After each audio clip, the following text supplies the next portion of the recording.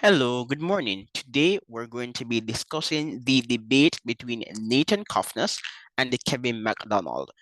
Nathan Cofnas has been responding to Kevin McDonald's claim that Judaism is a group evolutionary strategy for some time now.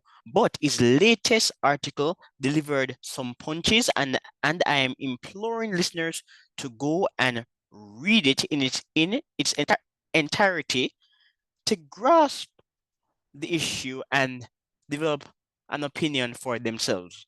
So far, I think that Nathan has delivered some really impressive punches and he could be winning this round.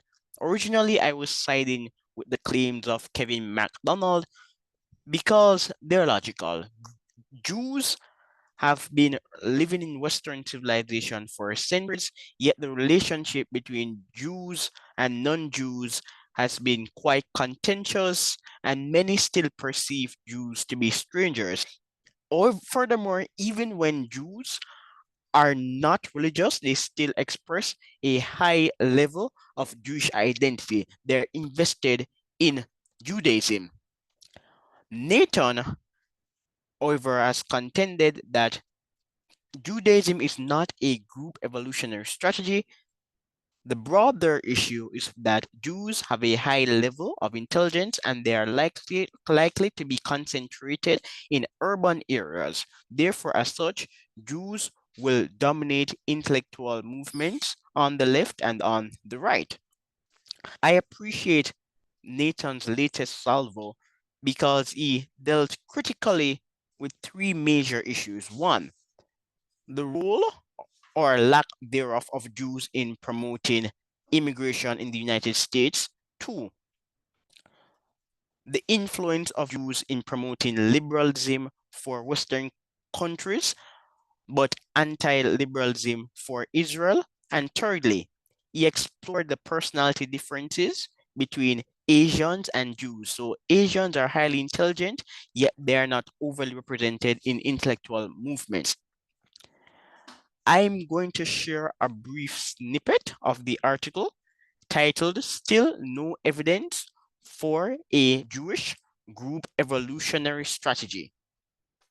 I particularly appreciate the section on immigration, and we're going to be reading this section. So, Nathan Cofnas writes To begin with, immigration, MacDonald has repeatedly claimed that his views on the role of Jews in shaping U.S. immigration policy are shared by mainstream historian U. Davis Graham. He quotes Graham saying that the driving force at the core of the immigration reform movement were Jewish organizations long active in opposing racial and ethnic quotas. But as I pointed out, quoting this passage in isolation misrepresents Graham's position. I will not repeat all of the missing context that I previously documented, but in brief, Graham says that by the time Lyndon B. Johnson took office, abolishing the national origins quotas seemed an idea whose time had come for a variety of reasons. The immigration system constructed in the 1920s was threatened by growing evidence that it no longer worked. In the years preceding 1965, an incoherent patchwork of special government measures had been employed to circumvent the quotas. Furthermore, the egalitarian thrust from the civil rights movement doomed any policies that smacked of racial discrimination. So, although Graham says that Jewish organizations played a leading role in opposing the national origins quotas, he makes it clear that by 1965, the quotas had become untenable for both practical and philosophical reasons. While MacDonald makes the unqualified statement that his views are shared by Graham, Graham unequivocally disagrees with MacDonald's claim that Jews who opposed the national origins quotas intended to turn whites into a minority.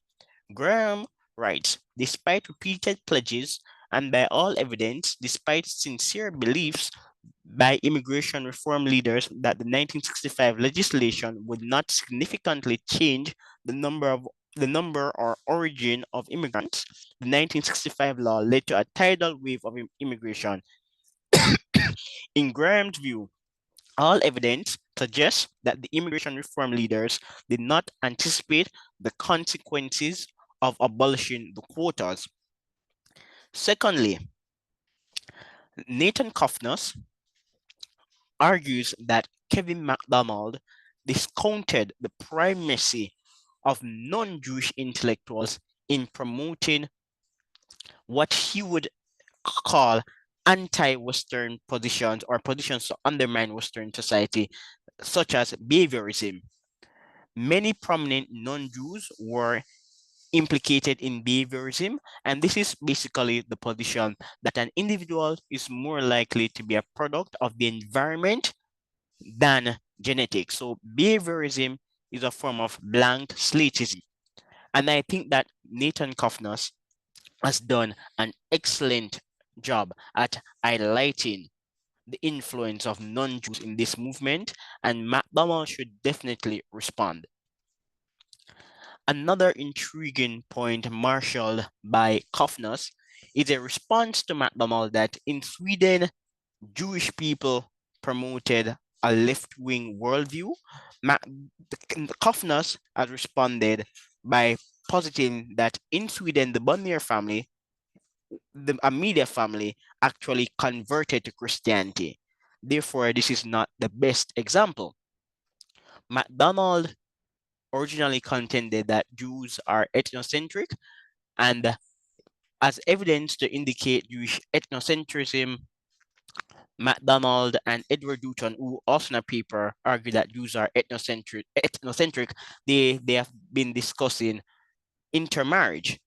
And in one of my critiques of Nathan Cofnas, I noted that non-Jews who marry to Jews often engage in conversions, but Cofnas has noted that these conversions, according to scholarly opinion in the Jewish communities, are insufficient to enable one to assimilate into Judaism.